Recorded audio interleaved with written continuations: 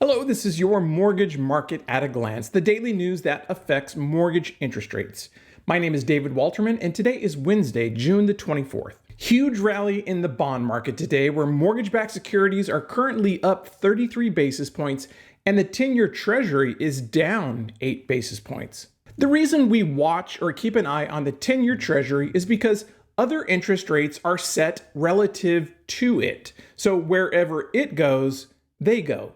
Things like mortgage rates, car loans, credit cards, student loans, HELOCs. So what's causing this rally today? Again, it's oil. It continues to drop lower. It's at about $70 a barrel now. Remember, it was as high as $117 a barrel just in April. Will this stick? Well, that's just it. We don't know. Things can change on a word. So where does this take rates today? If we look at a national average for a 30-year fixed conventional, according to Mortgage News Daily, the rate is 6.58%. Again, an average, and again, not your rate. Rates are different from person to person due to a handful of very personalized factors that are going to be different and unique to every home buyer. And they're different for each loan type, and they're even different from bank to bank. That's what gives me an advantage where I can shop loans to over 90 different wholesale banks.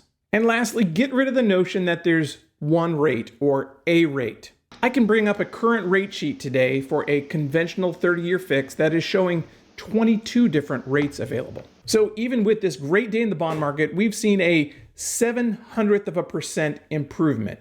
That's a minuscule difference in a monthly mortgage payment. So if you're ready and you're comfortable with the payment, buy the house.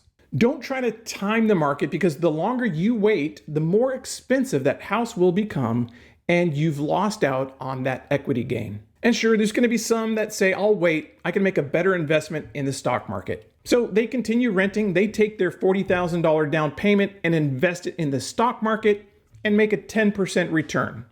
Great, they've made $4,000. But let's say they take that same $40,000 as a down payment and they buy a $400,000 home that appreciates 3% over the next year. The profit or equity from that scenario is a gain of $12,000. That's a 30% return on investment. If you're curious about what it takes to buy a home or how much home you could afford, reach out.